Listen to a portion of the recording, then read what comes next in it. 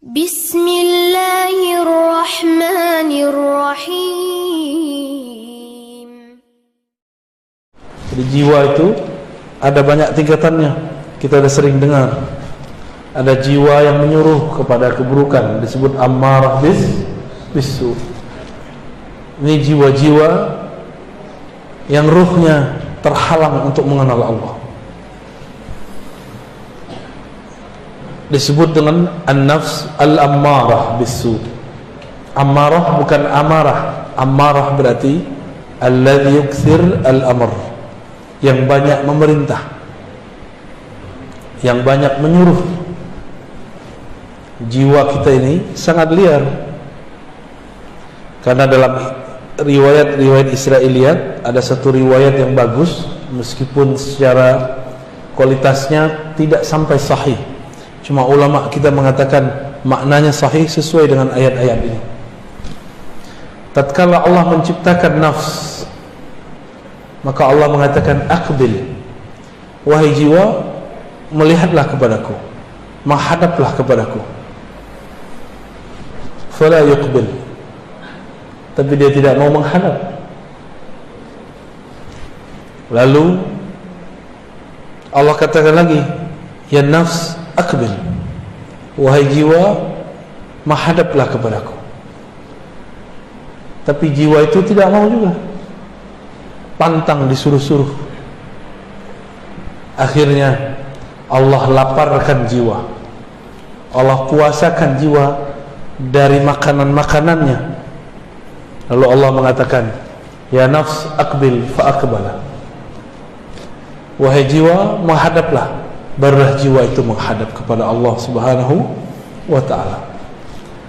Jadi cara untuk mendidik jiwa ini supaya dia naik dari yang paling rendah ammarah, minimal naik ke lawamah, itu puasa. Puasa di situ bukan hanya puasa zahir, tapi juga puasa batin. Nafs itu ada penyakit di dalamnya, sombong. Puasa dari kesombongan. Nafs itu pengen didengar selalu, tidak mau mendengar orang. Nafs itu pengennya ditaati, tapi tidak mau mentaati.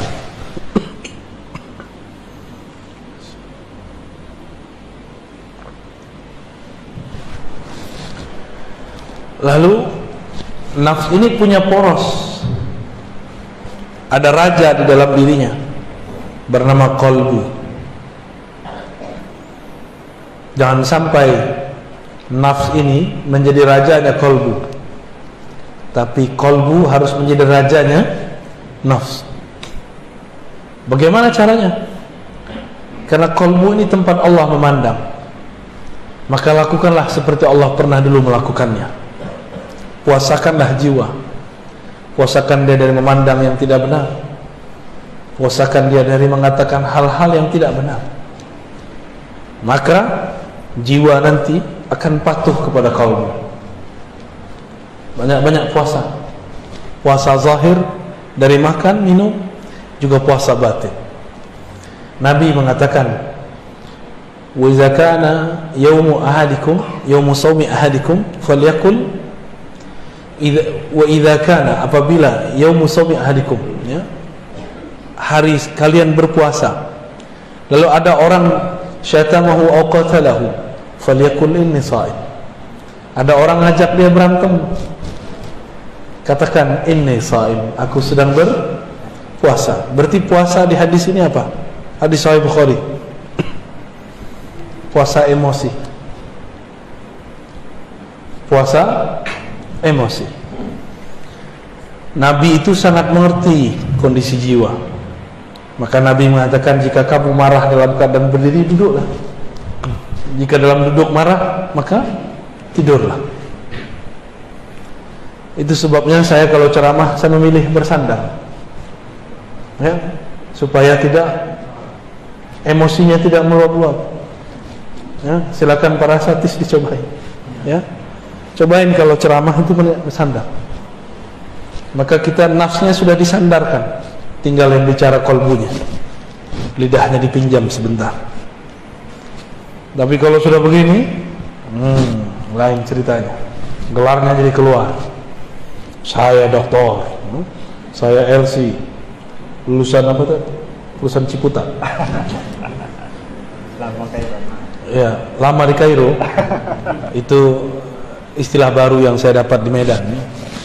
Dari Dr. Thohir, alumni Kairo ini, alumni Mesir ini. LC kata dia lama di Kairo. Kalau MM masih di Medan. Jadi si jiwa ini harus dipuasakan. Terus nanti dia naik ke lawamah. Apa ciri-ciri jiwa kita sudah naik ke lawamah? Kita suka menyesali perbuatan. Maka ahwal, kondisi yang terjadi pada orang yang sudah naik ini namanya muhasabah. Apa namanya? Suka menghisap dirinya, bukan menghisap orang lain. Suka menyalahkan dirinya, bukan menyalahkan orang lain. Lawamah itu dua, ada lawamatu ghairi. Dia mencaci maki orang lain, itu syaitan. Syaitan itu dikeluarkan dari surga, yang salahkan iblis, yang salahkan Adam. Iblis keluar dari surga, yang salahkan siapa? Nabi Adam. Lalu justru dia diusir karena dia tidak patuh kepada Allah. Ketika Nabi Adam pun juga diusir dari surga, beliau salahkan siapa? Dirinya sendiri. Ini beda Bani Adam yang ruhnya hidup dengan Bani Syayatin. Bani Syayatin ini bisa manusia, kan ada Syayatinul Jinni wal Ins, keturunan atau pengikut setan. Apa aja disalahkan orang, nggak pernah menyalahkan diri. Ini banyak ustadz sekarang begitu. Banyak dai sekarang menyalahkan orang di luar, menyalahkan kelompok di luar. Gunung Semeru meletus, yang dia salahkan orang Semeru. Orang Semeru itu gak ibadah, itu banyak maksiat tuh. Jangan begitulah. Kalau anda tidak sanggup membantu mereka, jangan sakiti hati mereka. Sinabung dekat sini kan? Oh, di bawahnya banyak orang kafir. Kalau engkau tidak mau bantu, uskut, diam aja. Karena untuk membantu tidak mesti dia seorang muslim. Membantu seantara manusia dan manusia ini adalah hal yang wajib. Karena Nabi memahami ayat Allah jadikan kamu berkabilah-kabilah, bersuku-suku, lita'arafu, supaya kamu berkenalan. Salah satu penyakit jiwa itu adalah merasa dirinya baik. Itu satu. Yang kedua, merasa sukunya terbaik. Hati, ya. Ini kita ini nggak tahu sebenarnya suku orang Medan ini banyak, ya.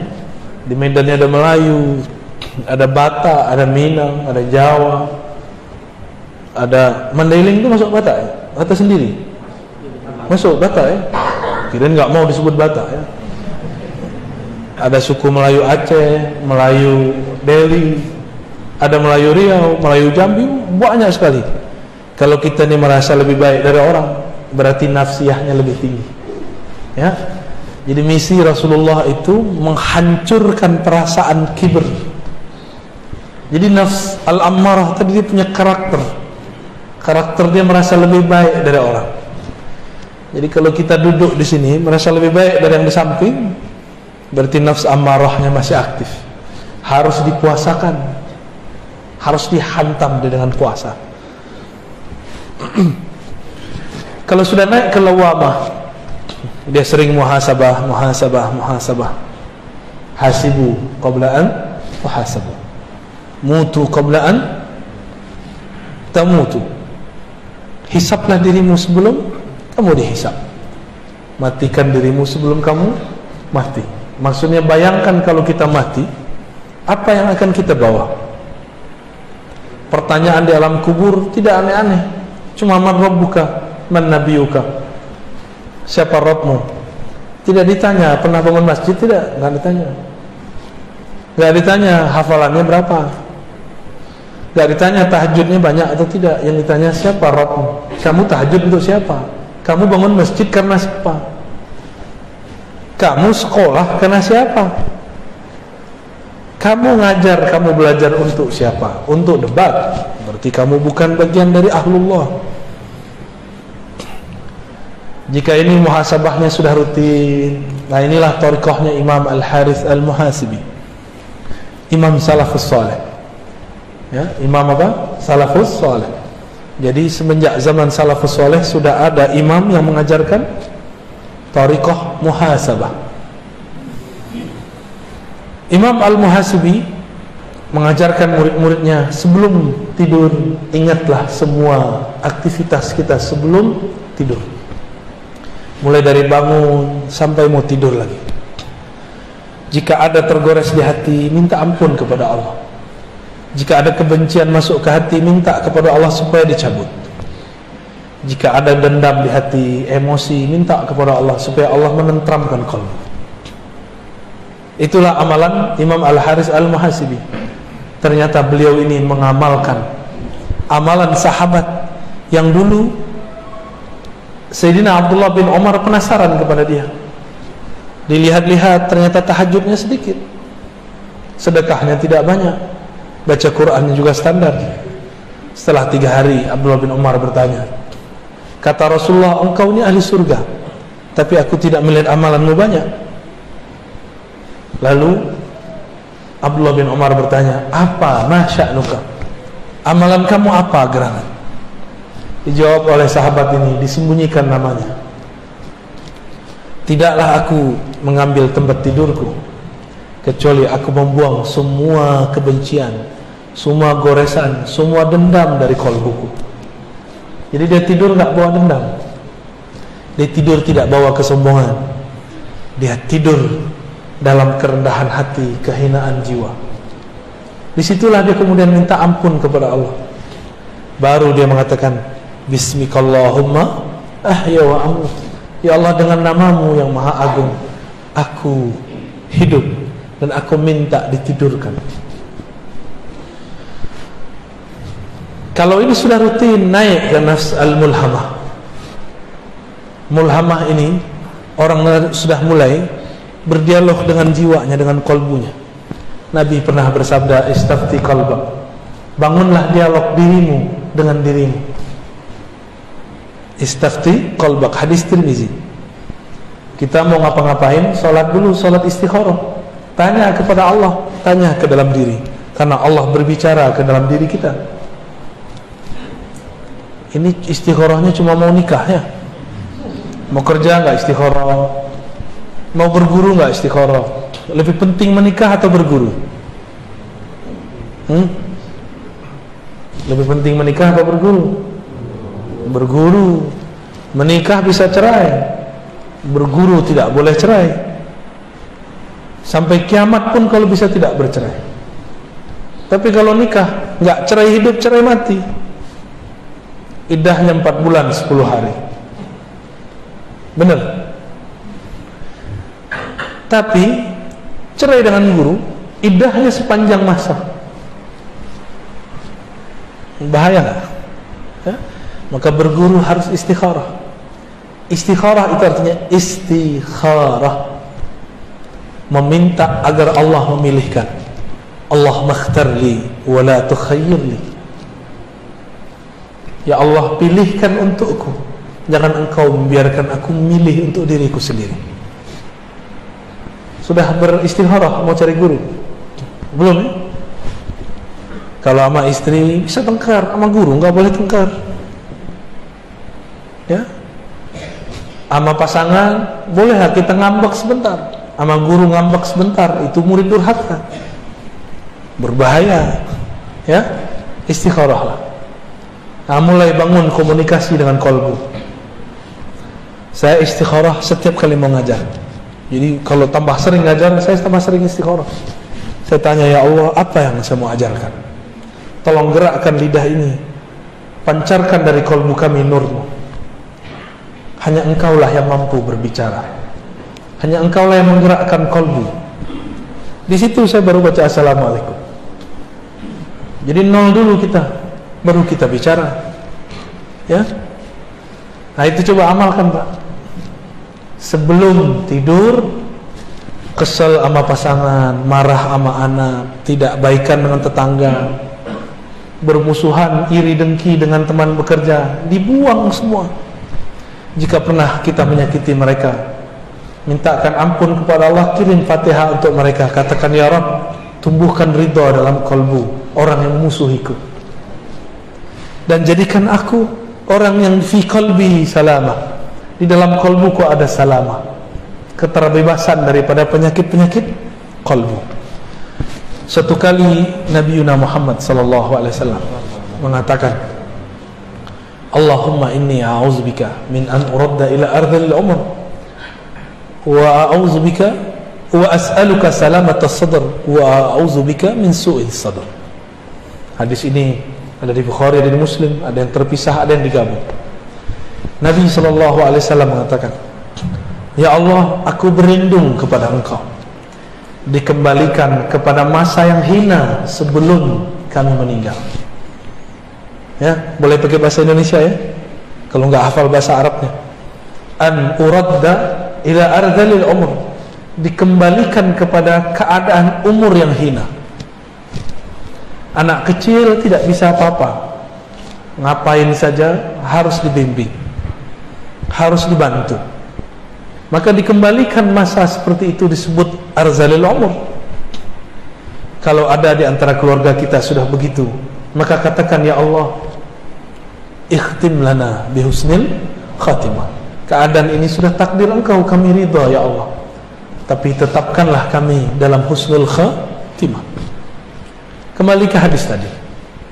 Hadis ini berkaitan dengan surat Yasin, wa man nu'ammirhu nunaqqishu fil khalq. Siapa yang kami panjangkan umurnya, kami kembalikan dia seperti semula jadi. Dulu tidak bisa bicara, sekarang susah bicara. Tidak bisa jalan, sekarang nggak bisa jalan. Maka jangan minta panjang umur, minta saja al-afwa wal afiyah. Sahabat nanya kepada Rasulullah, wahai Rasulullah, tolong berikan aku amalan doa. Hadis Ibnu Majah. Apa kata Nabi? Kul Allahumma inni as'aluka al-afwa wal afiyah fid dunya wal akhirah. Ya Rabb, berilah aku afwa, maaf, wal afiyah, keselamatan di dunia dan di akhirat. Dunia badannya sehat, di akhirat husnul khatimah. Udah seminggu sepekan dia datang lagi kepada Rasulullah, tanya, wahai Rasulullah, ajarkan aku. Diajarkan doa yang sama.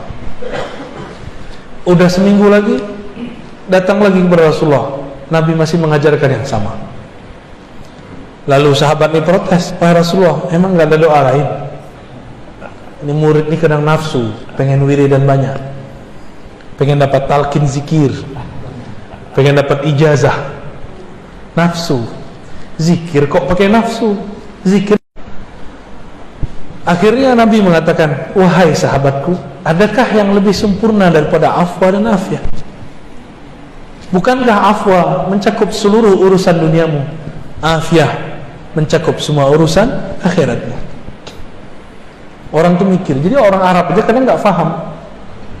Selevel sahabat Nabi masih bertanya, apalagi kita.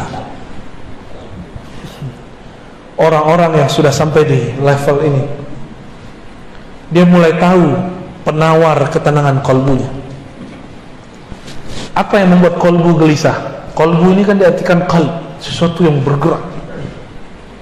Dia hanya bisa bergerak dengan tenang jika dia menyebut nama yang menggerakkan kolbunya. Siapa yang menggerakkan kita? Allah. Maka disebut di kolbunya Allah, Allah. Baru kolbunya tenang.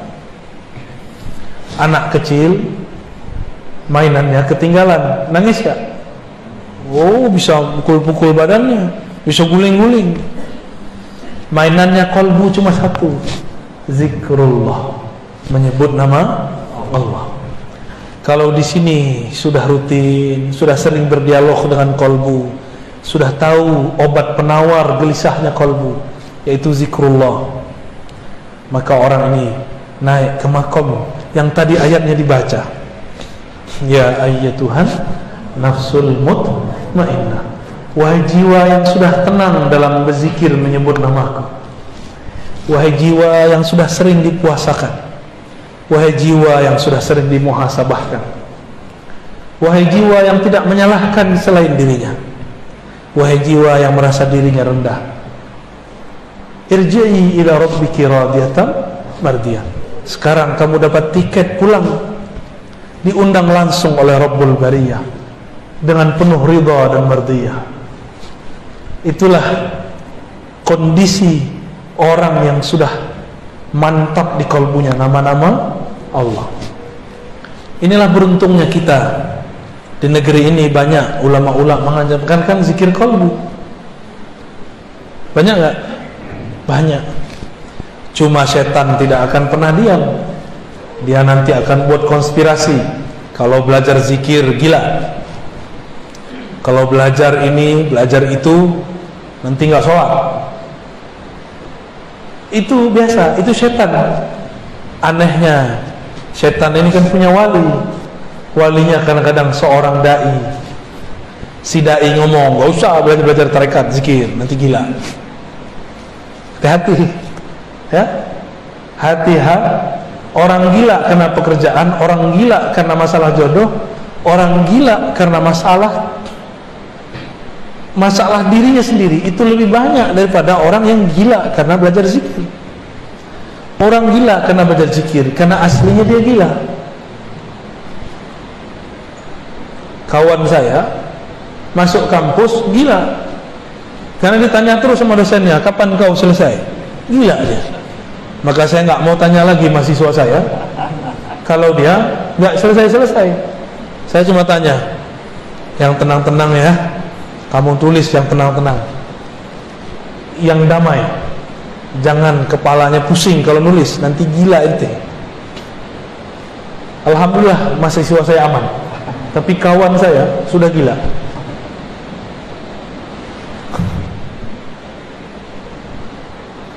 Wah, udaranya sendu sekali ya, seperti suara saya. Sebenarnya saya nggak enak badan Pak, tapi karena janji harus ditepati, saya minta kepada Allah, ya Allah berikan saya kekuatan. Tapi nanti Jumat saya nggak kuat lagi, maka cuma 2 ini, pagi ini dan waktu duha, insya Allah. Nah, jadi kalau mau husnul khatimah, apa yang dilakukan? Jangan salahkan orang lain, sering puasa, salahkan diri. Yang kedua, sering-sering muhasabah. Yang ketiga, sering ajak diri kita berdialog. Lalu belajar zikirlah kepada ahli zikir. Kalau sudah begitu, nanti dapat undangan. Jadi husnul khatimah itu undangan dari Allah. Irji'i ila rabbiki radiyatan mardiyah. Allah yang undang. Maka saya tutup dengan hadis Nabi. Nabi mengatakan, man kana akhiru kamamihi la ilaha illallah, siapa yang akhir kalamnya la ilaha illallah, dakhalan jannah, pasti masuk surga. Ada anak muda nanya, tamatan lama di Kairo, LC juga. Apa kata dia?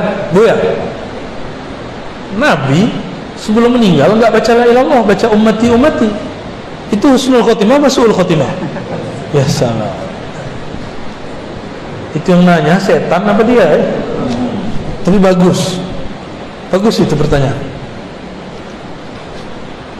Kira-kira gimana Pak? Nabi sebelum meninggal enggak baca la ilaha illallah, baca apa? Ummati, as-salah, as-salah, ittaqun nas, ittaqullah fil nisa, ittaqullah fis salah. Itu apa? Itu cara menjaga la ilaha illallah. Nabi itu, dia dan Allah sangat dekat. Kalau sudah dekat tidak perlu sebut menyebut. Saya dengan Dr. Thohir, karena sekarang jaraknya cuma 1 jengkal, nggak perlu saya bilang Dr. Thohir tuh orangnya. Saya nggak ngomong gitu, karena dia udah di samping. Tapi kalau orangnya di luar, saya omongin si dokter tuh yang lama di Kairo. Saya nggak ngomong begitu. Tapi kalau orangnya di samping perlu nggak? Dulu kalau kita cinta seseorang, kalau belum ketemu kita sering sebut namanya, cari-cari nama dia di Facebook, cari-cari nama dia di Google, cari-cari nama dia di sosial media, cari-cari nama dia di kalangan teman-temannya, kirim-kirim salam. Benar? Mirip-mirip begitulah. Orang kalau sudah cinta sering-sering sebut nama. Kalau sudah menikah masih begitu nggak? Enggak. Ya, nggak perlu lagi sebut-sebut nama. Yang punya nama sudah bersama saya. Kalau orang sudah dekat kepada Allah, zikirnya bukan lagi menyebut, zikirnya memandang, zikirnya dipandang oleh Allah Subhanahu wa ta'ala. Lebih kurang itu ya.